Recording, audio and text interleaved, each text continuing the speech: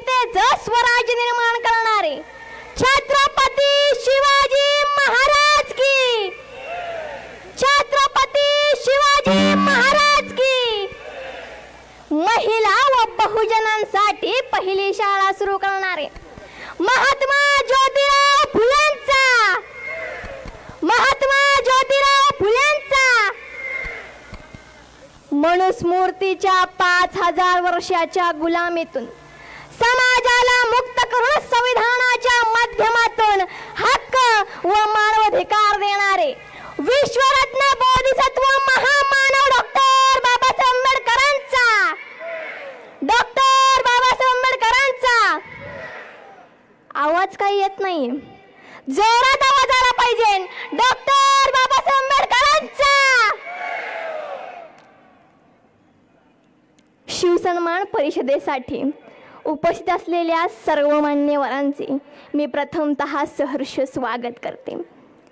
शिवसन्मान परिषदेचे उद्घाटक माननीय डॉक्टर बाबा आढाव, परिषदेचे प्रमुख पाहुणे माननीय प्रवीण दादा गायकवाड, शिवसन्मान परिषदेचे अध्यक्ष माननीय वामनराव मेश्राम साहेब व उपस्थित असलेल्या सर्व मान्यवरांचे मी सहर्ष स्वागत करते। मालवणच्या राजकोट किल्ल्यावर संघीय व्यवस्थेने छत्रपती शिवरायांचा जाणीवपूर्वक केलेल्या अपमानाच्या निषेधार्थ व शिवरायांच्या सन्मानार्थ सर्व स्वाभिमानी आलेल्या सर्व स्वाभिमानी जिजाऊंच्या लेकींचे व शिवरायांच्या मावळ्यांचे मी प्रथमतः सहर्ष स्वागत करते व मनपूर्वक अभिनंदन देखील करते। आपणा सर्वांना माहिती आहे, दिनांक 4 डिसेंबर 2023 रोजी मालवणच्या राजकोट किल्ल्यावर छत्रपती शिवरायांच्या पुतळ्याचे अनावरण प्रधानमंत्री यांच्या हस्ते झाले आणि 9 महिन्यातच म्हणजे दिनांक 26 ऑगस्ट 2024 रोजी तो पुतळा पडून त्या पुतळ्याचे तुकडे तुकडे झाले। हे समजताच मी अस्वस्थ झाले व माझ्या मनात प्रश्न निर्माण झाले। शिवरायांच्या अपमानाच्या निषेधार्थ व शिवसन्मानार्थ येथे मी माझे प्रश्न उपस्थित करू इच्छिते। माफ करा राजे, मला प्रश्न पडतो, माफ करा राजे, मला प्रश्न पडतो। एकीकडे महाराजांच्या पुतळ्याचे तुकडे वेचण्यात येत होते, अहो एकीकडे महाराजांच्या पुतळ्याचे तुकडे वेचण्यात येत होते, तर स्वतःला शिवरायांचे मावळे म्हणणारे दहीहंडीचे थर रचण्यात दंग का होते असा मला प्रश्न पडतो। माफ करा राजे, मला प्रश्न पडतो। वर्ण व्यवस्थेनुसार शूद्र राजा होऊ शकत नाही म्हणून पुण्यातील ब्राह्मणांनी शिवरायांना विरोध केला। याविषयी मी म्हणेल, माफ करा राजे, मला प्रश्न पडतो, माफ करा राजे, मला प्रश्न पडतो। राजे, आपण स्वकर्तृत्वावर रयतेचे स्वराज्य निर्माण केले, राजे आपण स्वकर्तृत्वावर रयतेचे स्वराज्य निर्माण केले, परंतु आपल्या राज्याभिषेकावेळी मनुवादी ब्राह्मणांनी क्षुद्र म्हणून अपमानित का केले असा मला प्रश्न पडतो।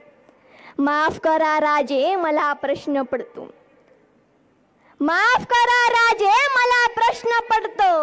राजे, आपण ब्राह्मण व ब्राह्मणी व्यवस्था नाकारून 24 सप्टेंबर 1674 ला शाक्त पद्धतीने राज्याभिषेक केला।